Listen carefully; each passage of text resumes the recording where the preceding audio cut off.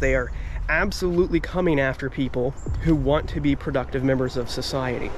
They view you as a threat to the status quo because they want everyone as dependent as possible on the grid.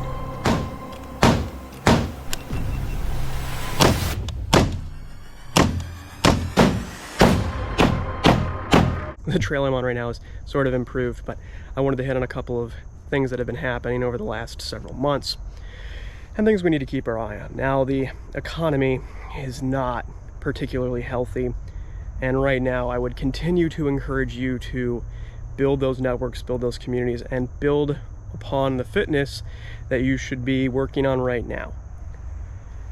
As we get further and further along into this event, things are going to become a lot more uncomfortable. Now, I would submit that we have about 2 years before things get really, really wonky. If we can use the Great Depression as an example, based on past events, we're only 2 years into this, and it took another couple of years beyond the stock market crash for things to get really bad. Now, the big difference between now and then, though, of course, is people have the ability to borrow quite a lot of capital, and we're seeing people borrow more and more money.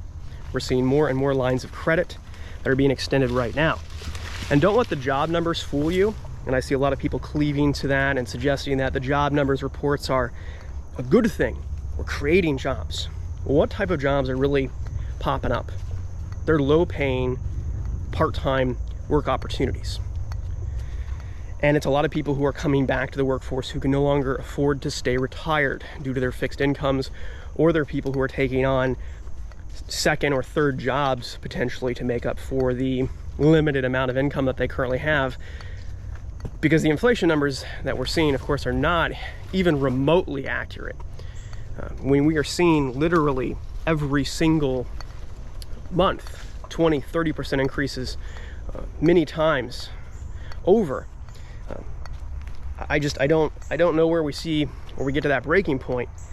I don't think things are going to radically improve in the short term, and based on the political direction of the nation, it's just not going to get better for the people who are seeking to hold on to their wealth, who are seeking to be part of a productive group, who want to continue to produce, who want to get off grid, or who want to have a sustainable lifestyle.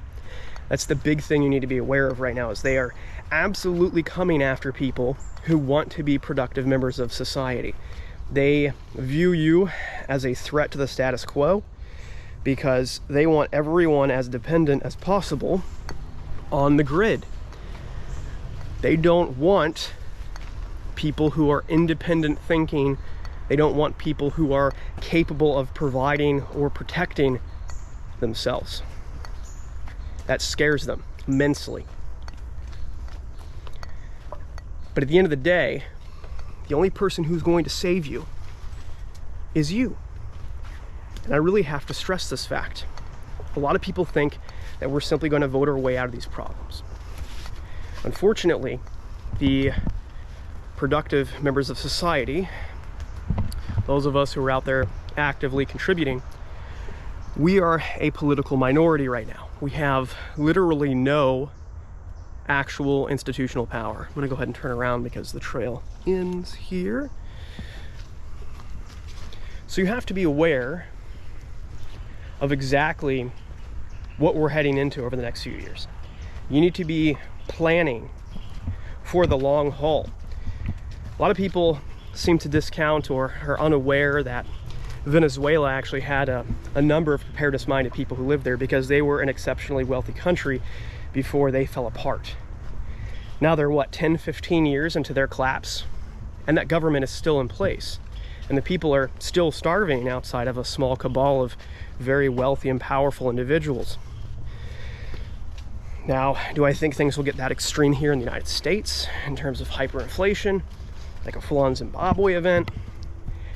I'm not so sure, but based on the month-over-month increases that we've seen on pricing, and we have items that over the last several years have gone up hundreds and hundreds of percent in terms of purchasing, even on the back end. So I would submit that we already are in a hyperinflation event.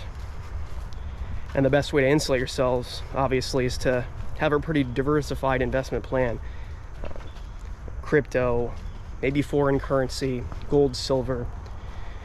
You shouldn't put all your eggs in one basket, but right now, you need to be really smart with your money, and you need to think very critically about how you're going to operate in an environment where your dollar is effectively worthless. What can you contribute or barter that people will need over the next several years? And I'm kind of at a professional crossroads in terms of what type of training I would like to obtain as far as trade skills and things. And there's a few different routes I'm looking at right now, because ultimately you have to pick a line of work that is going to be sustainable during a depression level event. And the people who fared the best during the depression were those who were highly mobile, those who were open to moving.